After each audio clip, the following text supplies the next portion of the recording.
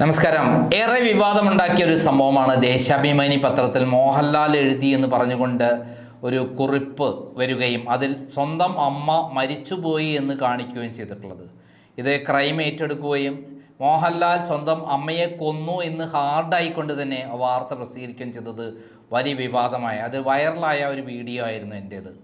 അത് കത്തിപ്പടർന്നതോടെ ദേശാഭിമാനിക്ക് അവസാനം ഉത്തരം മുട്ടി. അതിൽ കൃത്യമായി പറഞ്ഞിരുന്നു, ഇത് മോഹൻലാൽ എഴുതിയതല്ല, പകരം ദേശാഭിമാനിയിലെ എഡിറ്ററോ അല്ലെങ്കിൽ റെസിഡൻറ്റ് എഡിറ്ററോ ആണ് ഇങ്ങനെയൊരു മോഹൻലാലിൻ്റെ അമ്മയെ, ജീവിച്ചിരിക്കുന്ന അമ്മ മരിച്ചു എന്ന് പറഞ്ഞുകൊണ്ട് ഒരു കഥയുണ്ടാക്കിയത്.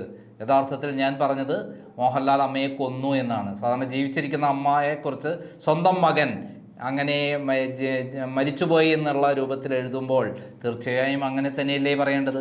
അത് കൊള്ളേണ്ടടുത്ത് കൊണ്ടു എന്നുള്ളതാണ്. എങ്കിലും ദേശാഭിമാനി ഇപ്പോഴും മാപ്പ് പറയാൻ വേണ്ട രൂപത്തിൽ മാപ്പ് പറയാൻ തയ്യാറായിട്ടില്ല. അവരാരും അറിയാത്ത രൂപത്തിൽ ഒരു കോളത്തിൽ ഒതുക്കി വെച്ചിരിക്കുകയാണ്.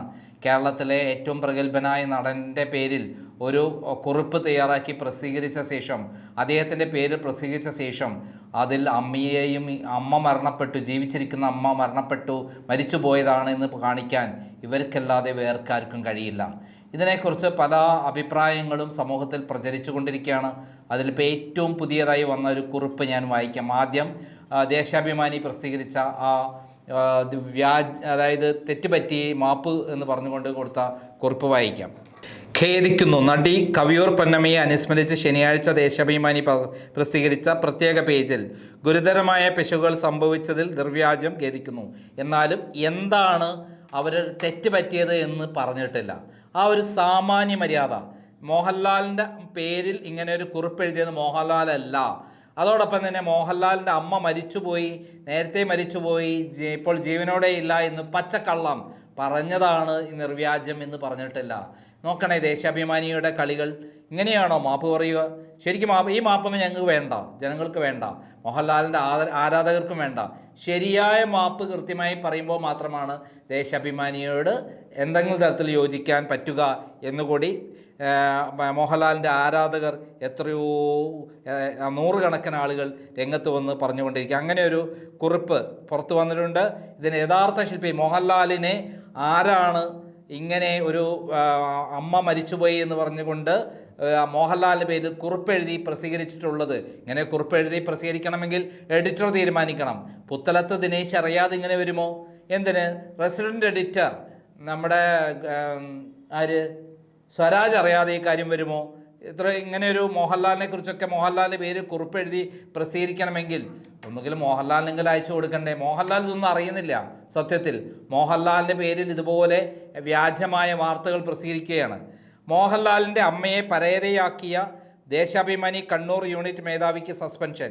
കവിയൂർ പൊന്നമ്മയെ അനുസ്മരിച്ചു മോഹൻലാലിൻ്റെ പേരിൽ പ്രസിദ്ധീകരിച്ച ലേഖനത്തിൽ ഗുരുതരമായ തെറ്റുവരുത്തിയ ദേശാഭിമാനി കണ്ണൂർ യൂണിറ്റ് മേധാവിയും സീനിയർ ന്യൂസ് എഡിറ്ററുമായ AV അനിൽകുമാറിന് സസ്പെൻഷൻ. ലേഖനത്തിൽ മോഹൻലാലിൻ്റെ അമ്മ നേരത്തെ മരിച്ചുവെന്ന തെറ്റായ പരാമർശം കടന്നുകൂടിയത് വിവാദമായിരുന്നു. സോഷ്യൽ മീഡിയയിൽ ദേശാഭിമാനിക്ക് നേരെ കടുത്ത വിമർശനം ഉയർന്നതിനെ തുടർന്ന് പത്രാധിപർ ഖേദപ്രകടനം പ്രസിദ്ധീകരിച്ചു. ദേശാഭിമാനിയിലെ സൈദ്ധാന്തിക പരിവേഷമുള്ള മാധ്യമ പ്രവർത്തകനാണ് അമ്ലിപറ്റിയ അനിൽകുമാർ. EMSൻ്റെ ജീവചരിത്രം ഉൾപ്പെടെ 80ഓളം പുസ്തകങ്ങൾ അനിൽകുമാർ രചിച്ചിട്ടുണ്ട്. ചിന്താ മാസികയുടെ ചുമതലയും വഹിച്ചിരുന്നു. അനിൽകുമാറിന് പകരക്കാരനായി കണ്ണൂർ ബ്യൂറോയിലെ സ്പെഷ്യൽ കറസ്പോണ്ടന്റ് P സുരേഷിനു കണ്ണൂർ യൂണിറ്റിൻ്റെ ചുമതല നൽകി. കണ്ണൂർ ബ്യൂറോ ചീഫ് രഘുനാഥിന് യൂണിറ്റ് ചുമതല നൽകാനുള്ള തീരുമാനം CPM നേതൃത്വം ഇടപെട്ട് മാറ്റുകയായിരുന്നു.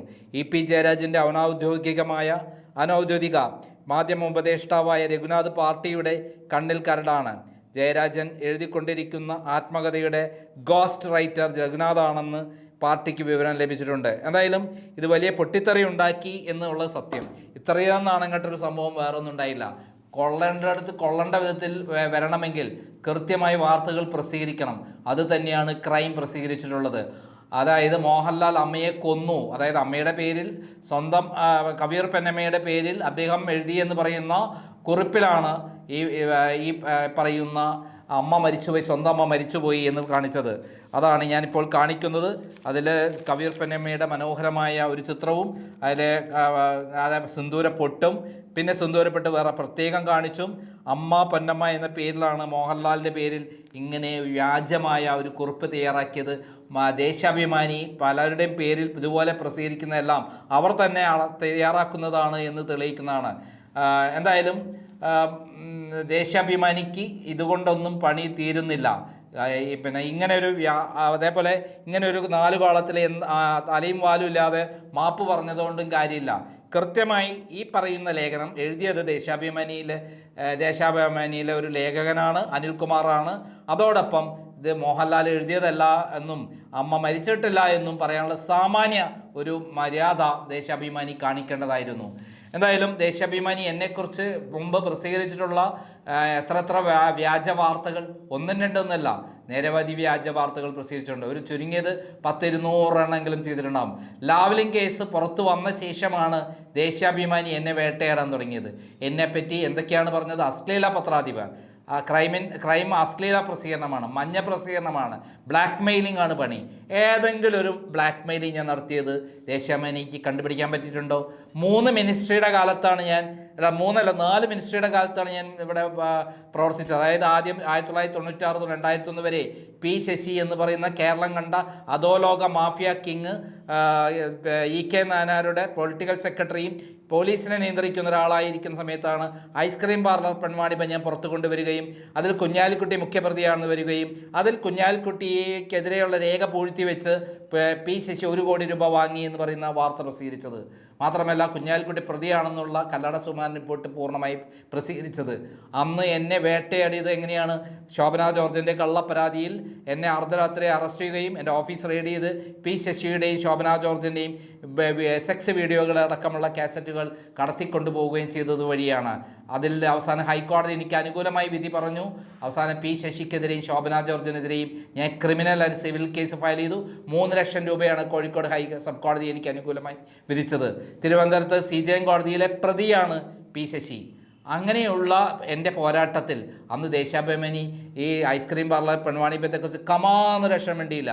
പിന്നെ 2004 ഇന്ത്യ വിഷൻ ഏറ്റെടുത്ത ശേഷമാണ് ദേശാഭിമാനി ഐസ്ക്രീം പാർലർ പറ്റിയും കുഞ്ഞാലിക്കുട്ടിയെക്കുറിച്ചും എന്തെങ്കിലും പറയാൻ വന്നത്. അതുവരെ പൂഴ്ത്തിവെച്ച പത്രമായിരുന്നു. എന്നാൽ ഇതിനെതിരെ അതേപോലെയാണ് ലാവ്ലിൻ കേസ് ഞാൻ പുറത്തു കൊണ്ടുവന്നപ്പോൾ, അതേപോലെ കവിയൂർ കേസ് ഞാൻ പുറത്തു കൊണ്ടുവന്നപ്പോൾ എനിക്കെതിരെ എന്തെല്ലാമാണ് പറഞ്ഞത്. ഇനി എന്തെങ്കിലും പറയാൻ ബാക്കിയുണ്ടോ? ഞാൻ പോലും ചിന്തിക്കാത്ത എന്തൊക്കെയോ ചരിത്രങ്ങൾ എന്നെപ്പറ്റി പറയുകയാണ്. ഒരു മോഹൻദാസാണ് SFIയുടെ ഗുരുവായൂരപ്പൻ കോളേജിൽ തോറ്റു തൊപ്പിയിട്ട ഒരു മോഹൻദാസ് എന്ന് പറയുന്ന SFIയുടെ നേതാവ് ഉണ്ടായി, മേപ്പയൂർക്കാരൻ. അദ്ദേഹമാണ് എന്നെക്കുറിച്ച് ദേശാഭിമാനിയുടെ തിരുവനന്തപുരത്തെ ബ്യൂറോ ചീഫ് എന്നൊക്കെ പറഞ്ഞിട്ട് എന്നെപ്പറ്റി കള്ളക്കഥകൾ എഴുതി. ഇപ്പം അദ്ദേഹത്തെ കാണാറില്ല, ദേശാഭിമാനി പിരിഞ്ഞു പോയി എന്നാണ് കരുതുന്നത്. എന്തായാലും ഞാനിപ്പോഴുമുണ്ട്, അന്നുമുണ്ട്, ഇന്നുമുണ്ട്, എപ്പോഴുമുണ്ട്.